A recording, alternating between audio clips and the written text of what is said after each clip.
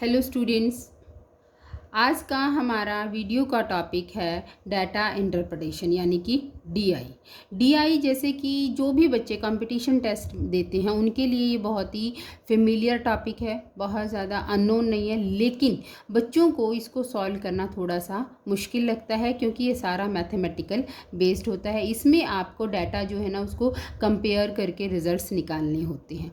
ये जो डीआई का टॉपिक है ये चाहे नेट एग्ज़ाम हो, चाहे लॉ का एंट्रेंस हो, चाहे एचसीएस एग्ज़ाम हो या कोई भी आप एग्ज़ाम देते हैं उनमें आपको इसके 5 से 6 क्वेश्चंस जो है ना वो मिलते ही मिलते हैं। तो एग्ज़ाम पॉइंट ऑफ व्यू से, कंपटीशन टेस्ट के पॉइंट ऑफ व्यू से ये बहुत ही इम्पोर्टेंट टॉपिक है। तो स्टार्ट करते हैं डीआई आपको एग्ज़ाम में 4 तरीके से मिल सकता है। एक होता है आपका फर्स्ट लाइन ग्राफ, दूसरा पाई चार्ट या फिर बार ग्राफ या फिर टेबुलेशन।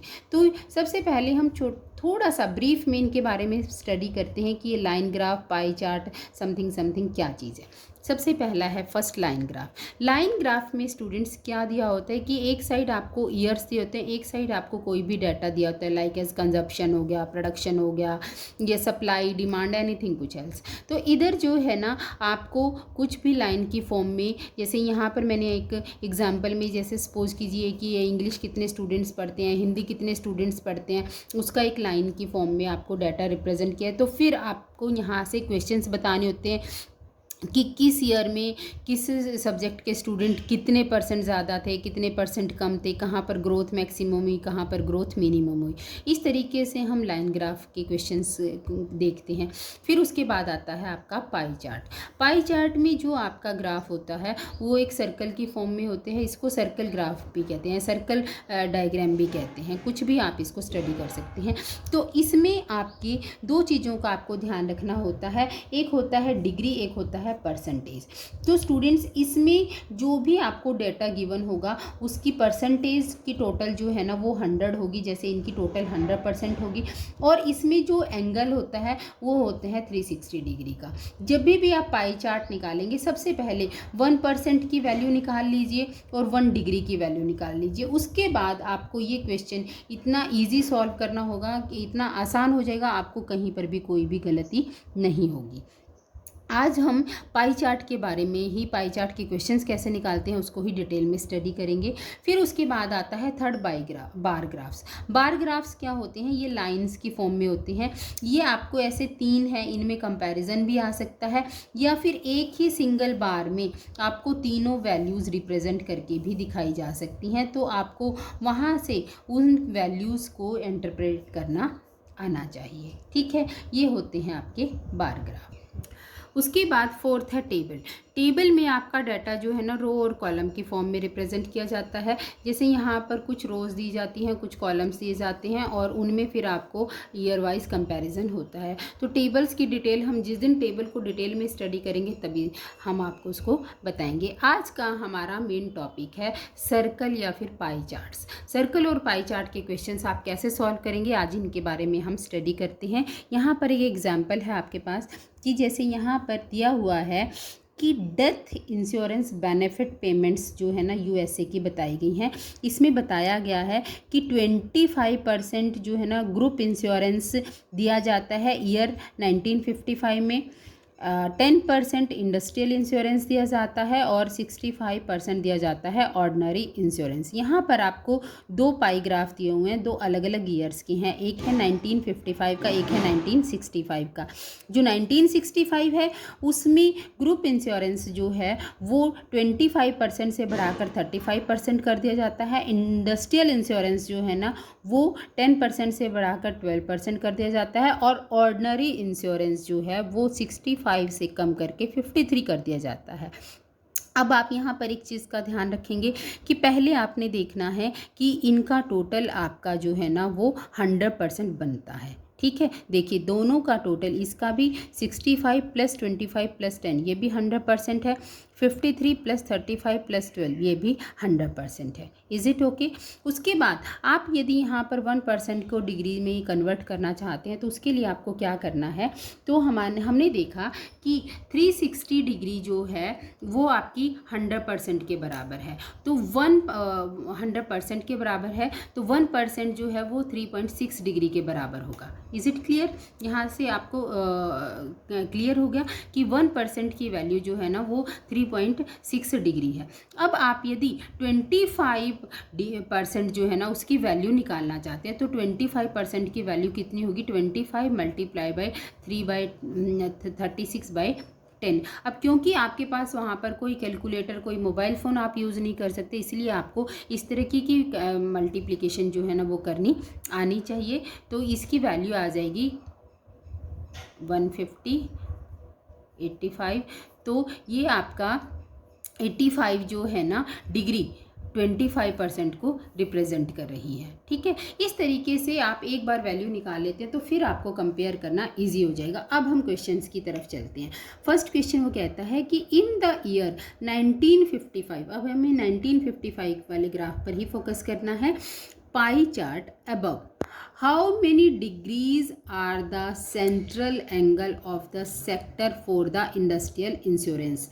यहाँ पर जो इंडस्ट्रियल इंश्योरेंस है ये आपको बताना है कि ये 10% है, ये कितनी डिग्री को रिप्रेजेंट करता है। अब देखिए हमने निकाल लिया कि 1% की डिग्री 3.6 है, ठीक है ना, और 10% की डिग्री क्या होगी? हम यहाँ से सीधा 3.6 को 10 से मल्टीप्लाई करेंगे तो आंसर आपका आ गया 36 डिग्री। तो इज आंसर इज 36 डिग्री। कैसे निकला? कि हमने 1% की वैल्यू निकाली थी। 1% जो है ना वो हमारा 3.6 डिग्री के बराबर है। तो 10% कितना आएगा? क्योंकि यहाँ पर वैल्यू इंडस्ट्रियल इंश्योरेंस की दी हुई है 10%, तो 10% की वैल्यू क्या आ जाएगी? 36 डिग्री। अब नेक्स्ट वो कहता है कि if $50 million was paid in 1965। अब हम 1965 वाले ग्राफ को देखेंगे। यहाँ पर $50 मिलियन जो है ना वो आप टोटल इंश्योरेंस के लिए पे करते हैं। ये जो पूरा इंश्योरेंस है ये टोटल इंश्योरेंस डेथ बेनिफिट्स के बारे में बताया गया है। तो वो कहता है how many million were from group insurance. Group insurance के लिए कितने मिलियन है? अब देखिए कि जो हमारा टोटल 100 है, 100 के लिए उन्होंने $50 मिलियन जो है ना वो पे किए हैं। तो 1 के लिए वो कितना करते हैं? 50/100। और हमारे पास कितना है? 35। ग्रुप इंश्योरेंस की बात करते हैं। ग्रुप इंश्योरेंस में कितना है हमारा? 35। तो 35 के लिए वो कितना पे करेंगे? तो ये आपका आ गया 17.5। बहुत ही सिंपल होता है, देखने में थोड़ा सा मुश्किल लगता है। आप सीधा ये देखिए कि टोटल 50 मिलियन है। हमने मतलब हमारा टोटल 15 मिलियन जो है ना, $50 मिलियन वो किसके बराबर है? वो 100 के बराबर, ठीक है ना। और हमें कितने के निकालना है? 35 की वैल्यू निकालनी है। तो 35 की वैल्यू हम उससे आसानी से निकाल सकते हैं। और वो कहता है नेक्स्ट क्वेश्चन में कि इन 1955 what was the ratio of the payment from. अब हमें सिर्फ 55 का कंपेयर करना है, group insurance and industrial insurance. Group insurance जो है ना वो हमारा यहाँ पर है 25 और इंडस्ट्रियल इंश्योरेंस कितना है? 10। सिर्फ हमें इसका रेशो निकालना है, कुछ भी नहीं है। तो ये आपका आ जाएगा 5:2। दोनों का सिर्फ हमने रेशो निकालना है। दोनों ही हमें एक ही चीज़ में लाना होता है, या तो डिग्रीज में या परसेंटेज में। हमारे पास दोनों परसेंटेज में ऑलरेडी अवेलेबल है, तो इसलिए हमें इसमें कोई भी चेंज नहीं करना। नेक्स्ट में कहता है what was the appropriate percentage increase in the group insurance payment from 1955 to 1965। अब किसकी बात करता है वो? Group insurance payment. Group insurance payment पहले हमारी थी 1955 में ग्रुप इंश्योरेंस पेमेंट थी हमारी 25 और 1965 में ये कितनी हो गई? 35। तो डिफरेंस कितना आ गया? 10% का। दोनों में डिफरेंस आपका आ गया 10 का, ठीक है। अब हमारी वैल्यू कितनी है? बेस की वैल्यू है 25, तो इसको 25%, इसका 25%, यानी कि 10/25 इंटू में 100, ठीक है। तो ये आपका आ जाएगा 4, यानी कि 40% से आपकी वैल्यू जो है ना वो इंक्रीज़ हो गई। तो यहाँ पर डिफरेंस आ गया 40% का। तो इस तरीके से जब आपको 2 पाई ग्राफ दिए हुए तो आप उनकी वैल्यूज़ को ऐसे निकाल सकते हैं। अब हम निकालेंगे नेक्स्ट क्वेश्चन, जिसमें कि आपको सिर्फ एक ही पाई ग्राफ दिया हुआ है, तो उसकी वैल्यूज़ कैसे कैलकुलेट करेंगे? देखिए यहाँ पर कहता है कि एक एक्सपेंडिचर प्रोसेस बताया हुआ है एक जब मैगज़ीन प्रिंट की जाती है। तो यहाँ पर आपको एडिटोरियल कंटेंट डेवलपमेंट जो है ना उस पर आप खर्च करते हैं 30%, प्रिंटिंग कॉस्ट है 24%, पेपर कॉस्ट है 10%, मिसलेनियस अदर चार्जेस जो हैं वो 2% हो गए, ट्रांसपोर्टेशन कॉस्ट 4% है, बाइंडिंग 12% है, प्रमोशन कॉस्ट है 18%। ठीक है, अब आपका ये टोटल जो है ना यहाँ पर 360 डिग्री किसके बराबर है? 100% के बराबर है। ठीक है ना, तो 3.6 डिग्री कितने के बराबर होगी? 1% के बराबर। ये हमेशा ही आपका सेम रहेगा, इसको तो आप लर्न कर लीजिए। अब वो कहता है what is the angle for the sector representing paper cost. Paper cost, अब देखिए पेपर कॉस्ट को ढूंढिए। पेपर कॉस्ट कितनी है? 10%। 1% कितने को रिप्रेजेंट करता है? 3.6। बिल्कुल ये सेम फर्स्ट वाले की तरह ही है। तो 10% कितने को रिप्रेजेंट करेगा? सीधा सीधा 36 डिग्री को रिप्रेजेंट करेगा। अब नेक्स्ट में चलिए क्या कहता है, what should be the central angle for the sector representing the transportation charges. अब ट्रांसपोर्टेशन चार्जेस कितने हैं? ट्रांसपोर्टेशन चार्जेस 4%, इसका आपने एंगल निकालना है। अब देखिए 1% कितना है? 3.6 डिग्री। 4% कितना हो जाएगा? तो 4/10, ये 10 हो जाएगा। तो इसको आप जब करेंगे सॉल्व तो आपका आंसर, इसको जैसे ये किया हमने, ये 2 आ गया, ये आ गया 5, तो ये 72/5, तो इसको 5 1 द 5 और 4 और ये 4, तो आंसर आ गया 14.4 डिग्री। कैसे आया? हमने जो ये डिग्री और परसेंटेज में निकाला हुआ है, यही आपका इन दोनों में काम आ गया। 1% is equal to 3.6 degree, 10% is equal to 36 degree. अब हमने निकाला कि हमारे पास परसेंटेज गिवन है, हमें उसकी डिग्री नहीं निकालनी है। 4% है, उसकी डिग्री निकालेंगे तो उसको 3.6 को 4 से मल्टीप्लाई कर दिया तो आंसर आ गया 14.4।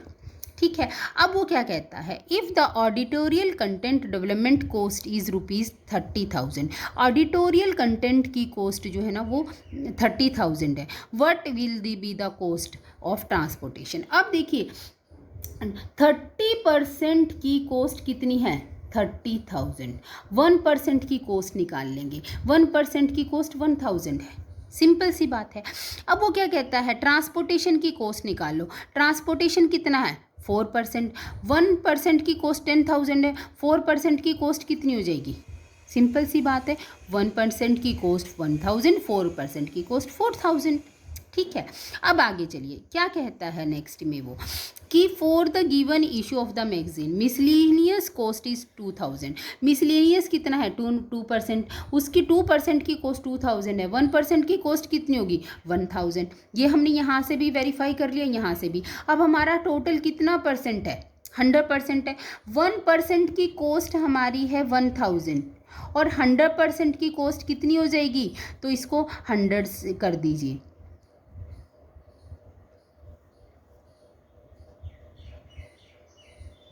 ओ सॉरी,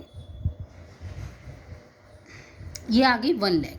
ठीक है, अब वो कहता है कि 1 लाख आपकी टोटल कॉस्ट आ रही है और प्रिंट आप कितनी कॉपीज़ प्रिंट करते हो?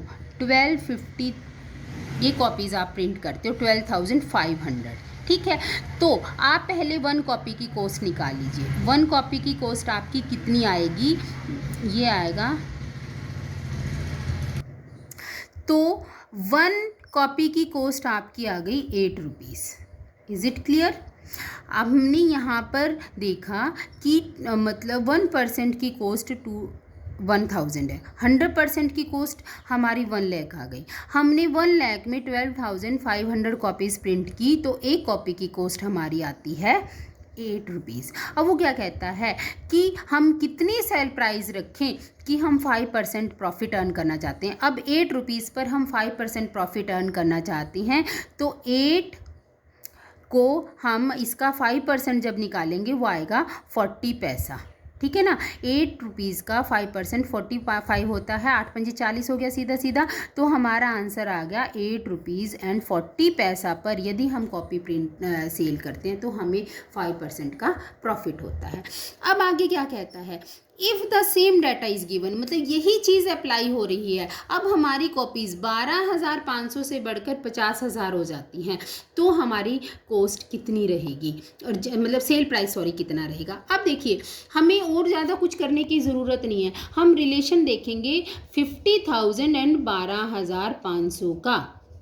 यदि हम इसको स्टडी करते हैं तो ये आता है 4, यानी कि हम कॉपीज़ को 4 टाइम बढ़ा रहे हैं, तो हमारी कॉस्ट कितनी हो जाएगी, जो 8 रुपये 40 पैसा है वो 4 टाइम कम हो जाएगी, तो हमारी सेल प्राइस आ जाएगा 2 रुपये 10 पैसे। हमें इससे कोई नहीं, कितना इजी हो गया। हमने क्या किया, कॉपीज़ का डिफरेंस स्टडी कर लिया। पहले 12,500 थी, फिर 50,000 है, यानी कि हमने 4 गुना कॉपीज़ बढ़ा दी।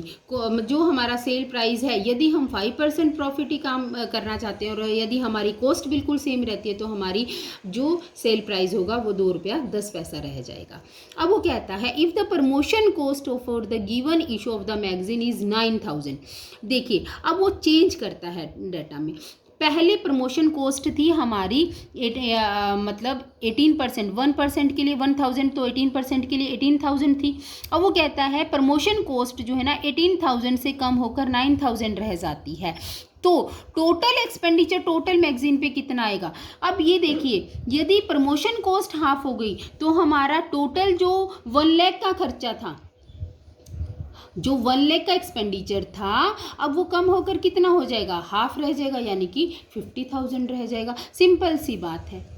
अब क्या है, नेक्स्ट क्वेश्चन में क्या कहता है, if the same data is given, मतलब सेम ही है, ये वाला ही जो आपने मतलब 126 क्वेश्चन में स्टडी किया है वही सेम है। तो कहते हैं कि एडिटोरियल कॉस्ट कितनी होगी। पहले अब देखिए, एडिटोरियल में कितना है 30%, 1% के लिए पहले हमारा 1% कितना था 1,000, अब 1% हमारा कितना है 500, और 30 से यदि हम मल्टीप्लाई करते हैं तो हमारी कॉस्ट कितनी आ जाएगी 15,000, तो हमारा आंसर आ जाएगा 15,000।